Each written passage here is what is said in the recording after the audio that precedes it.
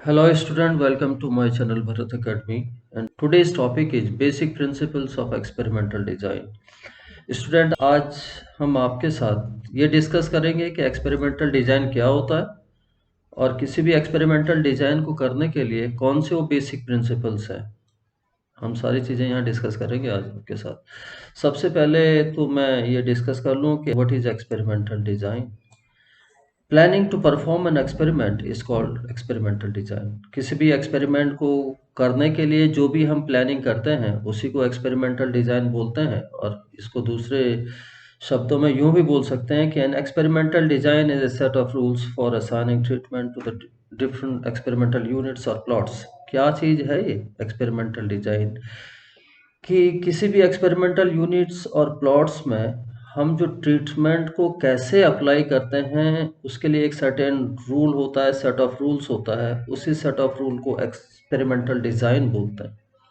For example, we are interested to compare 4 varieties of crop. Suppose कीजिए हम 4 variety किसी भी क्रॉप की कंपेयर करना चाह रहे हैं। Different level of fertilisers, different doses of fertilisers को हम कंपेयर करना चाह रहे हैं। Different doses of medicine to cure disease, किसी भी बीमारी को दूर करने के लिए किसी भी मेडिसिन की अलग अलग डोजेस को हम कंपेयर करना चाह रहे हैं।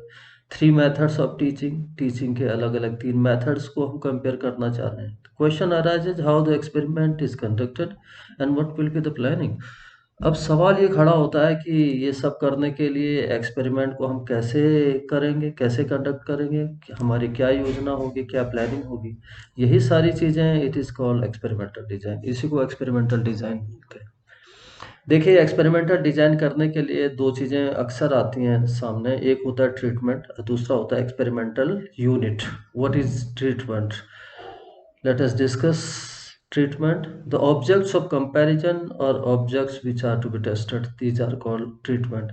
जिन चीज़ों को हम आपस में कंपेयर करते हैं, जिनको टेस्ट करते हैं किसी भी डिज़ाइन में, किसी भी एक्सपेरिमेंट में, वो ट्रीटमेंट कहलाते हैं। जैसे वेराइटीज ऑफ क्रॉप्स हैं, किसी भी क्रॉप की डिफरेंट वेराइटीज हैं, 4 वेराइटी, 5 वेराइटीज।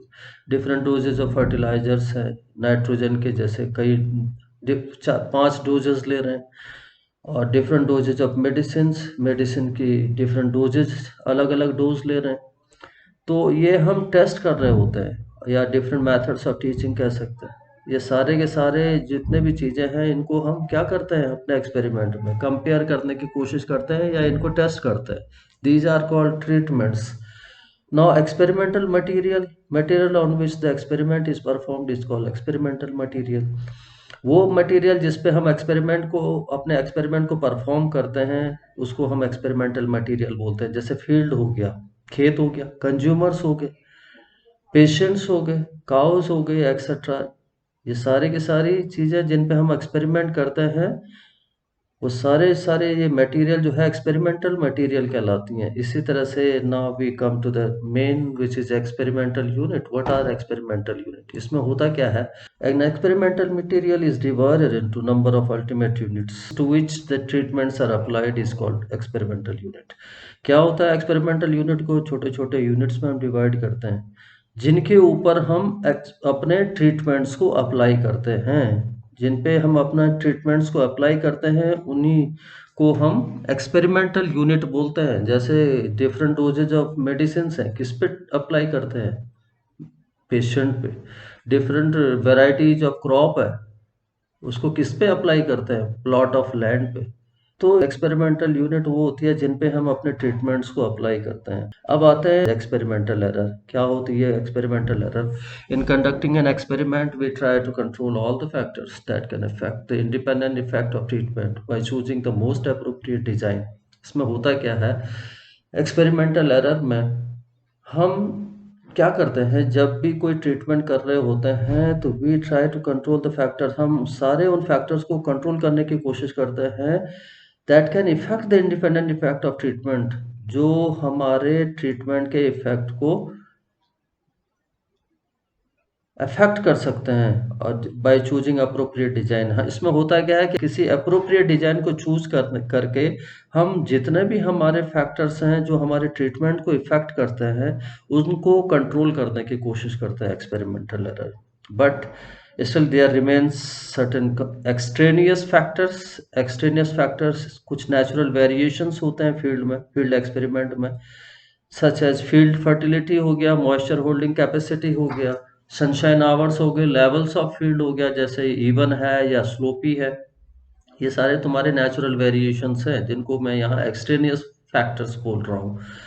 ये सारे सारे जो नेचुरल वेरिएशन या एक्सट्रेनियस फैक्टर्स है which are beyond our control, क्योंकि ये नेचुरल है, फर्टिलिटी, फील्ड फर्टिलिटी नेचुरल है, हम उसमें मेजर थोड़ी कर सकते हैं।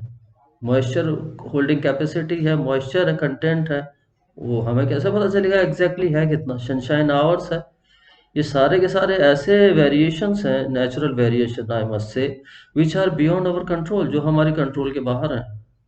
And error is caused by these factors which are called experimental error. और अक्सर जब हम कोई भी एक्सपेरिमेंट करते हैं, फील्ड एक्सपेरिमेंट करते हैं, एरर होने के चांस होते हैं, इन्हीं फैक्टर्स की वजह से एरर होने के चांसेस होते हैं।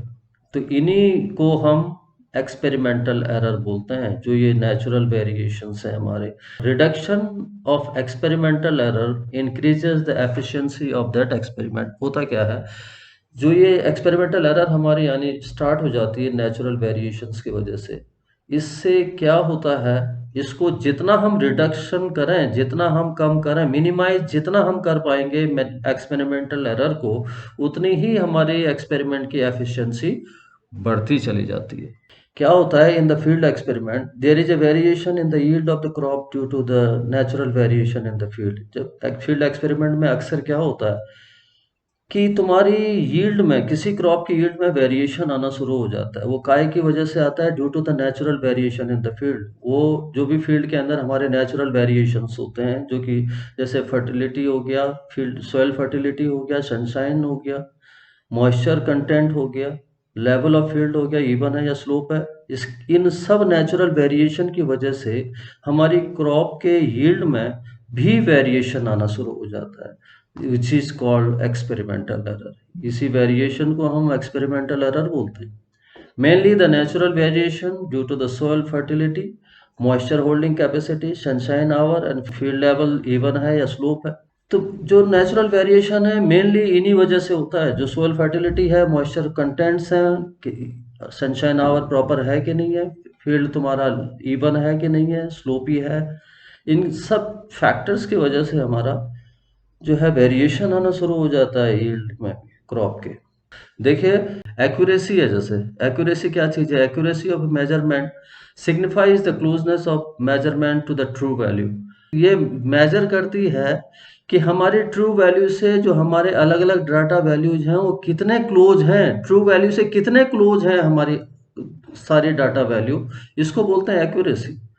The greater the deviation of measurement from the true value से जितना ये डेविएट होंगे ये data value, less is the accuracy of the measurement, उतना ही हमारी जो एक्यूरेसी है पूरे मेजरमेंट्स की डेटा वैल्यू की, वो उतनी ही कम होती चली जाएगी। जितना डेविएशन होगा ट्रू वैल्यू से डेटा वैल्यूज की, उतना ही हमारी एक्यूरेसी कम होती चली जाएगी उस डेटा वैल्यू की। इसी को एक्यूरेसी बोलते हैं, ट्रू वैल्यू से कितना नज़दीक है वो सारी वैल्यूज। इसी तरह से प्रिसिशन हो गया, the precision of the measurement signifies the closeness of measurement with the average values of the measurement. क्या चीज़ है ये प्रिसिशन, बार बार तुम्हारा एक्सपेरिमेंटल डिजाइन में यूज किया जाता है। ये हमें ये बताता है कि हमारी जो मेजरमेंट्स हैं या डेटा वैल्यूज हैं, जो एवरेज वैल्यू है, उस एवरेज वैल्यू से कितनी क्लोज हैं ये सारी वैल्यूज हमारी। Lesser the variability greater is the precision of measurement. जितनी वेरिएबिलिटी कम होगी उतना ही मेरा जो प्रिसिशन है किसी भी मेजरमेंट का या किसी भी डेटा का, उतना ही वो ग्रेटर होगा। जित वेरिएबिलिटी कम होगी तो प्रिसिशन मेरा उतना ही ज़्यादा होगा। यही कहना चाहेंगे। Precision of a design can be defined as the ability to detect the smallest real difference between the treatment effects. Precision किसी भी डिजाइन में इस तरह से हम बता सकते हैं ट्रीटमेंट्स का कितना डिफरेंस आया, ट्रीटमेंट इफेक्ट्स में कितना रियल डिफरेंस आया, इसी को डिटेक्ट करता है तुम्हारा प्रिसिशन किसी भी डेटा का। इन द फील्ड एक्सपेरिमेंट में होता क्या है, किसी भी फील्ड एक्सपेरिमेंट में स्टूडेंट हम करते क्या है, एक हाइपोथेसिस को हम फॉर्म करते हैं, उसी हाइपोथेसिस को हम टेस्ट करते हैं। यह hypothesis I will explain it later on, कि क्या एक्चुअल में होता है। पूरा एक टॉपिक मैं दूंगा हाइपोथेसिस के ऊपर, लेकिन इसको अभी इस तरह से समझ लीजिए। Suppose we have to compare the two varieties of crop. Suppose कीजिए दो वेराइटीज हैं क्रॉप की, एक है V1 और दूसरी है V2। मैंने किसी फील्ड के दो एरिया ले लिए, एक एक एक हेक्टेयर के। उसमें मैंने ग्रो कर दिया फर्स्ट वेराइटी V1 जो, और एक दूसरा जो एरिया लिया एक हेक्टेयर का, उसमें वैरायटी मैंने ग्रो कर दी V2। अब जब मैंने वैरायटी V1 लगाई तो उसमें जो यील्ड मेरा आया दैट वाज 30 क्विंटल। और दूसरा सेम एक हेक्टेयर का जो मैंने प्लॉट लिया और उसमें सेकंड वैरायटी V2 मैंने अप्लाई की, उसका यील्ड आया 35 क्विंटल। अब आप देखिए, आप ये बताइए कि कौन सी वैरायटी बेटर है। अगर तुम आप न्यूमेरिकल पॉइंट ऑफ व्यू से देखेंगे तो ये 35 क्विंटल जो है वो ज़्यादा है न्यूमेरिकली, लेकिन ऐसा होता नहीं है एक्चुअल में। दिस डिफरेंस जो नज़र आ रहा है 5 क्विंटल का, this difference is not a real difference. ये रियल डिफरेंस नहीं होता है। हो सकता है जो सेकेंड वैरायटी हमने लगाई दूसरे वाले 1 हेक्टेयर एरिया में, उसमें तुम्हारा फर्टिलिटी, सॉइल फर्टिलिटी अच्छी रही हो, सनशाइन आवर प्रॉपर आती हो, moisture content holding, moisture holding capacity इसमें ज़्यादा बेटर हो, और ये इवन रहा हो। कई एडवांटेज इसको मिल गए होंगे इस एरिया को, जिसकी वजह से ये 5 क्विंटल का डिफरेंस नज़र आ रहा है। उसी तरह से जो फर्स्ट वैरायटी जो तुमने लगाई, जिस एरिया में 1 हेक्टेयर एरिया में, उसमें सॉइल फर्टिलिटी कम हो, मॉइस्चर कंटेंट होल्डिंग जो मॉइस्चर होल्डिंग कैपेसिटी इसकी कम हो, सनशाइन और कम मिलते हो, पेड़ लगे हो आसपास में उसके दुनिया भर के, तो हम ये नहीं कह सकते कि second variety is better than first variety, क्योंकि इसको ये एक्स्ट्रा एडवांटेजेस मिले। तो इसीलिए ये इतने सारे एडवांटेज लेकर के 5 क्विंटल का डिफरेंस नजर आ रहा है। तो this is not a real difference, the difference of 5 quintal is not a real difference. होता क्या है, जैसे अभी भी बताया, there is a natural variation in the field. उसमें फील्ड में अब खुद नेचुरल वेरिएशंस भी होते हैं। The natural variation is mainly due to soil fertility, moisture holding capacity, sunshine hour and level of the field such as even और slope which I have already mention. और field experiment में जो variations नज़र आते हैं तुम्हें, वो generally soil fertility की वजह से आते हैं। यही लिखा मैंने, variation in the field is generally due to the soil fertility. इसको दूसरे एग्जांपल से समझा सकता हूँ मैं। इसका सपोज कीजिए we have small area of a field, 100 square metre का एक फील्ड ले लिया। करा क्या है, इस स्मॉल स्क्वायर फील्ड को दो बराबर भागों में बांट दिया, 50 स्क्वायर मीटर का एक और 50 स्क्वायर मीटर का दूसरा। मैंने यहाँ क्या करा, सेम वैरायटी मैंने अप्लाई कर दी। ये देखिए यहाँ भी V1 अप्लाई कर दी, यहाँ भी V1 अप्लाई कर दी। मैनेजमेंट सेम है, सारी टेक्निक सेम है, बावजूद भी जो पहला वाला एरिया था उसमें जो यील्ड थी क्रॉप की वो 20 क्विंटल, और जो दूसरा प्लॉट था सेम वैरायटी सेम मैनेजमेंट मैंने अप्लाई किया, उसमें आया 18 क्विंटल का। कहने का मतलब, अगर एक ही वैरायटी भी मैं लगाऊंगा, एक ही प्लॉट के दो बराबर हिस्से करने के बावजूद भी, तब भी मेरा ये वेरिएशन नज़र आता है यील्ड में।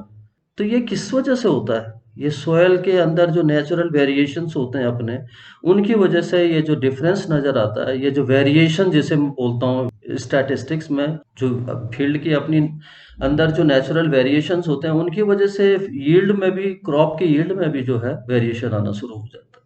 तो होता क्या है स्टैटिस्टिक्स में, टोटल वेरिएशन किसी भी एक्सपेरिमेंटल एरर में is equal to variation equal to treatment का वेरिएशन हो सकता है, प्लस एक्सपेरिमेंटल एरर का वेरिएशन हो सकता है। तो यही यही था।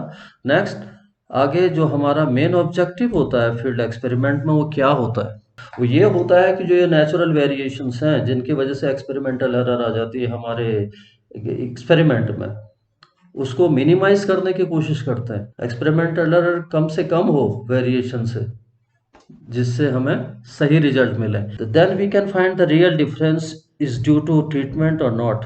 तभी हमें पता चलेगा कि ये जो हमारा जो वेरिएशंस आ रहा है यहाँ पे, ये एक्चुअली ट्रीटमेंट की ही वजह से आ रहा है या नहीं आ रहा है। अगर हम एक्सपेरिमेंटल एरर को कम, वेरिएशन को घटा देंगे। अब देखिए आप, ये क्या होता है, since there are natural variation in the field. आपको इतनी बात है, तब से हम यही डिस्कस कर रहे हैं कि फील्ड का अपना नेचुरल वेरिएशंस होते हैं इसमें, और we can not calculate exact variation but we can estimate the experimental error. ये बड़ी इंपॉर्टेंट चीज़ आपके साथ में शेयर कर रहा हूँ कि जो फील्ड में होते हैं वो नेचुरल वेरिएशंस होते हैं, मॉइस्चर कंटेंट हो गया, या तुम्हारा ये जो इस फील्ड फर्टिलिटी हो गया, ये सारे के सारे जितने भी नेचुरल वेरिएशंस हैं, सॉइल फर्टिलिटी, ये moisture content, sunshine level even है या ऑड है, जैसा भी है, ये नेचुरल होते हैं। इनको हम एग्जैक्ट नहीं कैलकुलेट कर सकते डियर। जब नेचुरल है तो हम एग्जैक्टली कैसे बता सकते हैं कि इसमें मॉइस्चर कंटेंट कितना है इस सॉइल में। इसमें हम करते क्या है फिर, we can estimate the experimental error. हम एक अनुमान लगा सकते हैं कि कितना ये एक्सपेरिमेंटल एरर हुआ। तो इसका ओवरऑल मतलब ये हो गया कि mainly we conduct the field experiment just to find. क्यों करते हैं, ये फर्स्ट रीजन ये है कि एक्सपेरिमेंटल एरर को हम एस्टिमेट करते हैं। दूसरा ये कि जो valid estimate of experimental error, जो एक्सपेरिमेंटल एरर आया वो वैलिड होना चाहिए, लॉजिकली वो ट्रू भी होना चाहिए, लॉजिक कुछ बेसिस होना चाहिए उसको एक्सपेरिमेंटल एरर को निकालने का, जिसको वैलिड एस्टिमेट बोलते हैं। तीसरा, कंट्रोल ऑफ एक्सपेरिमेंटल एरर। और जो एक्सपेरिमेंटल एरर हुई है उसको ज़्यादा से ज़्यादा कंट्रोल करने की हम कोशिश करते हैं। यही तीन चीज़ करते हैं किसी भी फील्ड एक्सपेरिमेंट में। और इन तीन चीज़ को करने के लिए, for this we follow the three basic principle. ये तीन चीजें जो हैं, estimate of experimental error, valid estimate of experimental error, control of experimental error, इन तीन चीज को करने के लिए ही हम we follow the basic principle of experimental design, replication, randomization and local control. These are called the basic principle of experimental design. Let us get started with replication. What is replication? क्या होता है replication? Suppose we have 4 varieties of wheat या कोई भी crop ले लीजिए, V1, V2, V3, V4। Then we divide a plot into 4 parts. हमने पूरा ये जो प्लॉट था, ये 4 हिस्सों में बांट दिया 100 स्क्वायर मीटर के। ये फर्स्ट वेराइटी हमने फर्स्ट प्लॉट में डाल दी, V2 हमने सेकंड प्लॉट में डाल दी, V3 थर्ड प्लॉट में डाल दी, V4 फोर्थ प्लॉट में डाल दी। और चारों प्लॉट इक्वल इक्वल एरिया के थे, 100 स्क्वायर मीटर्स के। तो फिर भी हमने जब ये वैरायटी अप्लाई करी इन 4 सेम एरिया के फील्ड में, 100 स्क्वायर मीटर के, तब भी इनकी यील्ड मैंने जो चेक करी वो निकली, फर्स्ट प्लॉट की 30 क्विंटल, सेकंड प्लॉट की 27 क्विंटल, थर्ड प्लॉट की 31 क्विंटल, और फोर्थ प्लॉट की 28 क्विंटल। ये क्या हुआ भाई, 4 variety V1, V2, V3, V4 हमने अप्लाई करी इन इक्वल एरिया के फील्ड में, तब भी आप देख रहे हैं कि वेरिएशन आ गया।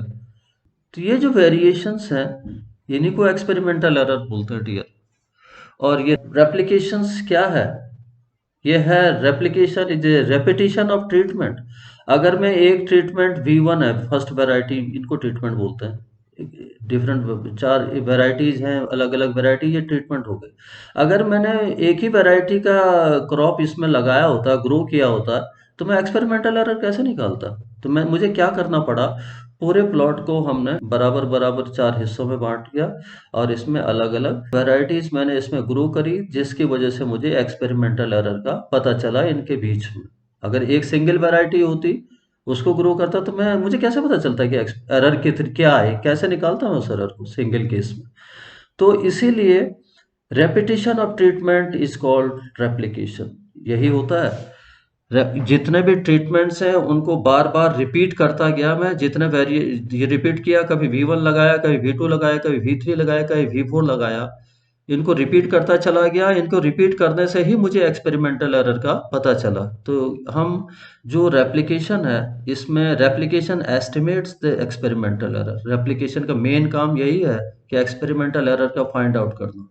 तो I hope you have got it, what is replication, क्यों हम रेप्लिकेशन करते हैं। Now we come to the second basic principle which is randomisation. क्या होता है रैंडमाइजेशन, उसको मैं आप लोगों के सामने डिस्कस करता हूँ। Allocation of treatment to different experimental unit by random process. जो एक्सपेरिमेंटल यूनिट्स हैं उनमें डिफरेंट ट्रीटमेंट्स को मैं एक रैंडम प्रोसेस से अप्लाई करूंगा। रैंडम प्रोसेस क्या चीज़ है वो मैं आपको बताता हूँ। What is random process? Each unit should have an equal chance of being selected as a treatment. हर एक एक्सपेरिमेंटल यूनिट्स में इन चारों ट्रीटमेंट के अप्लाई होने के बराबर बराबर चांस होते हैं। उसको रैंडम प्रोसेस बोलते हैं, विदाउट टेकिंग एनी फेवर और विदाउट बीइंग बायस्ड। बिना फेवर लिए हुए, बिना बायस्ड हुए, हर एक ट्रीटमेंट को अलग अलग एक्सपेरिमेंटल यूनिट में अप्लाई करना ही हमारा रैंडम प्रोसेस कहलाता है। तो the selection should be performed by lottery और ड्रॉ मेथड। जो ये हम रैंडमाइजेशन करते हैं, इसमें लॉटरी मेथड और लकी ड्रॉ मेथड का इस्तेमाल करते हैं।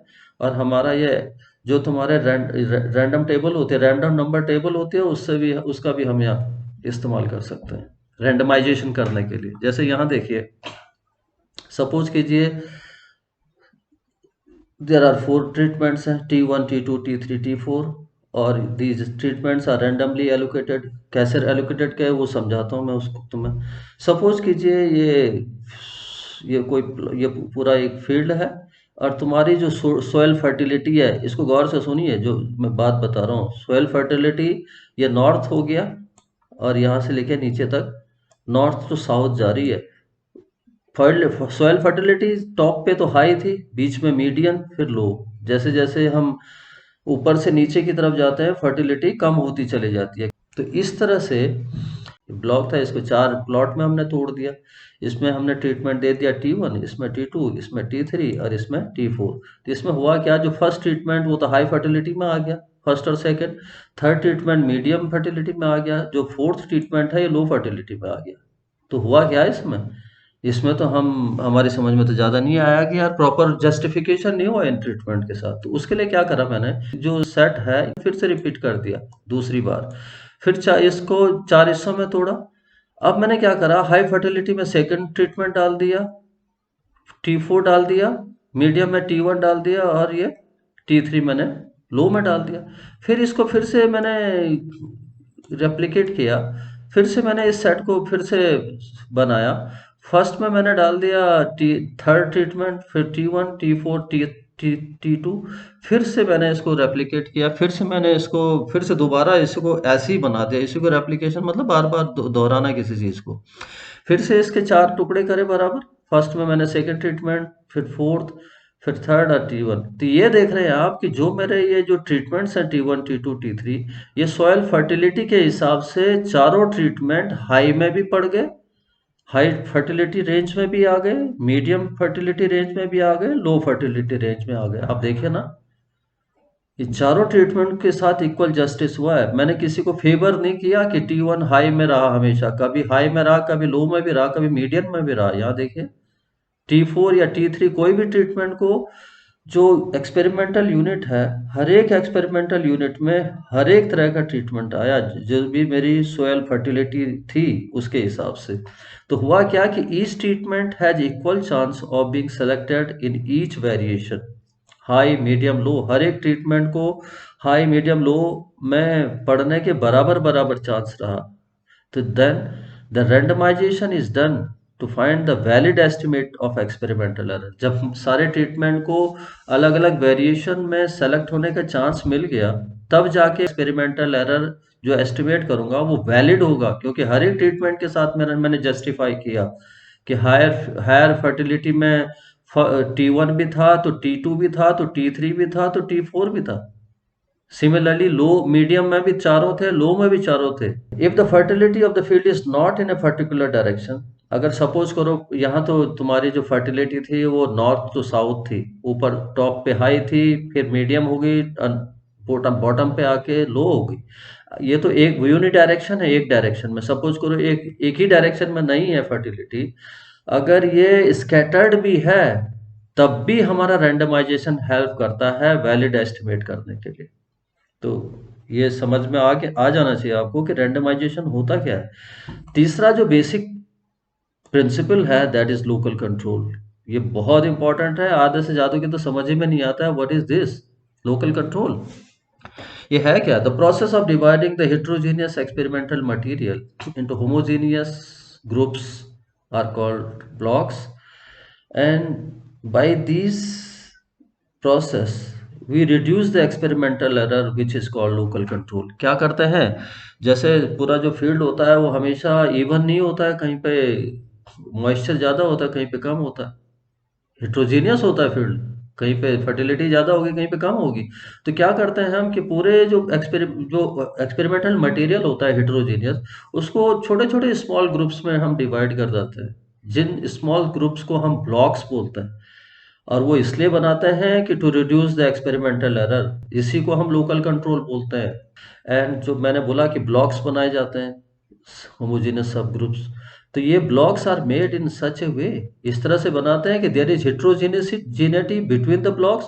जब हम ब्लॉक्स बनाते हैं तो जो तुम्हारा ब्लॉक्स होते हैं, अलग अलग ब्लॉक्स, उनमें हेट्रोजेनिटी तो रहती है, अलग अलग टाइप की हो सकती है soil conditions, but homogeneity with in the blocks, जो हम छोटे छोटे ब्लॉक्स बनाते हैं उनके अंदर होमोजेनिटी रहेगी।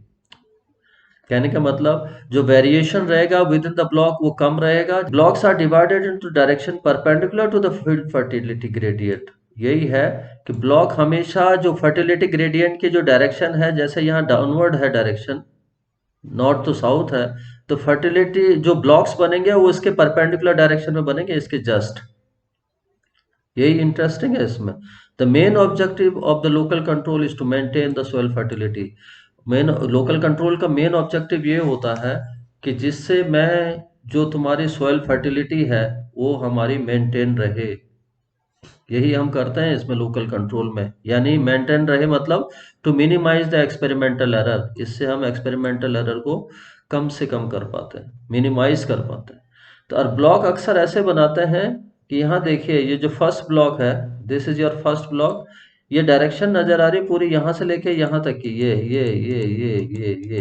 ये पूरी विद इन द ब्लॉक, ये तो होमोजीनियस रहता है, वेरिएशन कम से कम रहता है। इस तरह से दूसरे दूसरे में भी, दूसरा जो तुम्हारा ब्लॉक है, इसमें भी यहाँ से लेके यहाँ तक पूरा पूरा ये होमोजीनियस रहेगा, वेरिएशन कम से कम रहेगा। तीसरा ब्लॉक लिया, पूरी पूरी यहाँ से लेके यहाँ तक ये सब, ये तुम्हारा जो वेरिएशन रहेगा ये कम से कम रहेगा। कम से कम रहने मतलब हमारा जो कंडीशन है, फील्ड कंडीशन, वो होमोजीनियस रहेगी block with in the block. लेकिन अगर मैं फर्स्ट ब्लॉक से दूसरे ब्लॉक की बात करूं तो वो वहां पे हमारी हेट्रोजेनिटी आती है, वहां पर एक ब्लॉक दूसरे से हेट्रोजीनियस रहेगा, वहां वेरिएशन ज्यादा रहेगा। एक ब्लॉक, फर्स्ट ब्लॉक से सेकंड ब्लॉक के बीच में, सेकंड ब्लॉक से थर्ड ब्लॉक के बीच में वेरिएशन बहुत ज्यादा रहेगा। यही करते हैं लोकल कंट्रोल में।